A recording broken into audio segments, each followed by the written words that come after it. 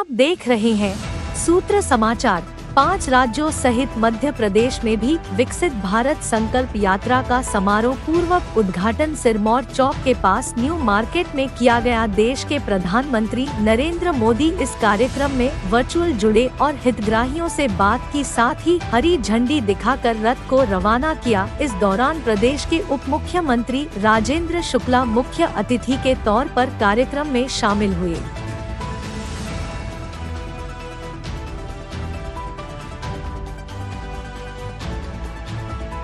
जनता को इससे क्या लाभ मिलेंगे? विकसित भारत संकल्प यात्रा,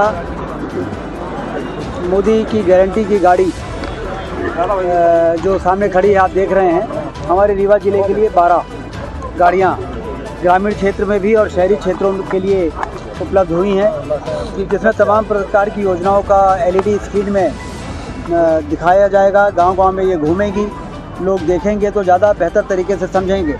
जब गरीब व्यक्ति जिनके लिए योजनाएं बनती हैं, जब वो उसको देखते हैं तो फिर लोगों को समझ में आता है कि ये लाभ तो बहुत लोगों को मिल रहा, हम नहीं ले पाए। फिर वो आवेदन करते हैं, पता करते हैं कैसे आवेदन होना है।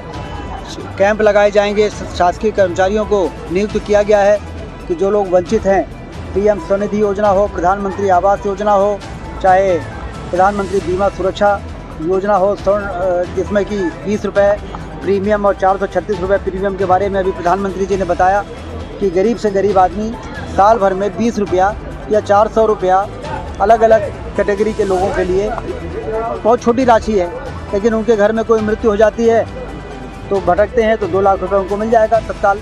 इस प्रकार की जो जन कल्याणकारी योजनाएँ प्रधानमंत्री जी ने केंद्र सरकार के द्वारा चलाई गई हैं, उसका इसमें डिस्प्ले होगा। उज्ज्वला योजना है, आयुष्मान कार्ड योजना है और लोग इसका लाभ उठा सकेंगे।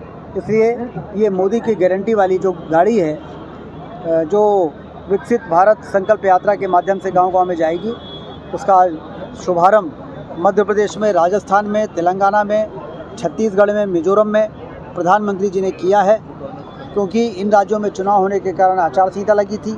बाकी पूरे देश में ये यात्रा चल रही है पिछले महीने से ही, और हमारे यहाँ अब ये शुरू होगी जो 26 जनवरी तक चलेगी।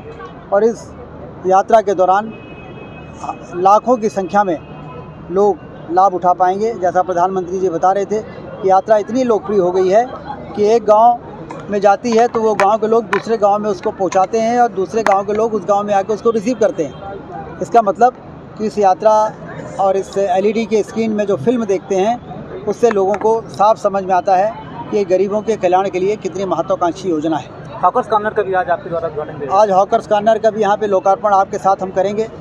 आप लोग भी वहाँ पर रहेंगे और सिरमौर चौराहे से लेके और ये पूरे अमैया रोड में दोनों तरफ हम देखते हैं कि फल वाले, सब्जी वाले सड़क में ठेला लगा के ज़मीन पर रख के और जो अपना व्यापार चलाते थे, उनको बड़ी परेशानी होती थी।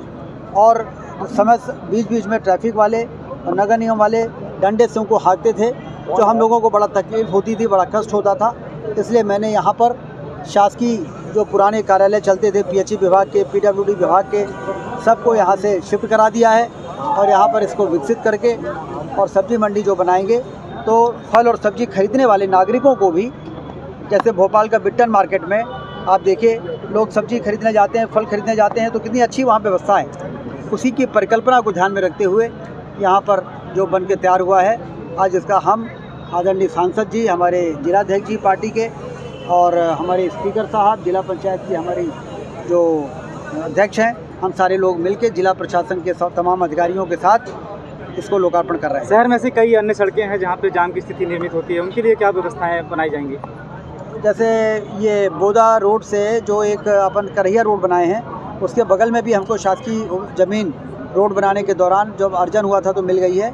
एक उधर भी इसी प्रकार का फल और सब्जी का एक मार्केट, चौपाटी, इस प्रकार की चीज़ें जो हम देखते हैं कि अब रीवा बहुत तेज़ी से बढ़ रहा है। इस प्रकार की सुविधाएं यदि नहीं बढ़ाएंगे तो वही लगेगा होगा जो आप कह रहे हो, जाम लगता है। उस जाम को हटाने के लिए ही हम फ्लाईओवर बना रहे हैं, जिससे कि आने वाले दिनों में जब तेज़ी से रीवा महानगर बने तो ये फ्लाईओवर बनाओ, इस प्रकार की बातें हम आगे ना आए, पहले से ही सब बना के दे दो।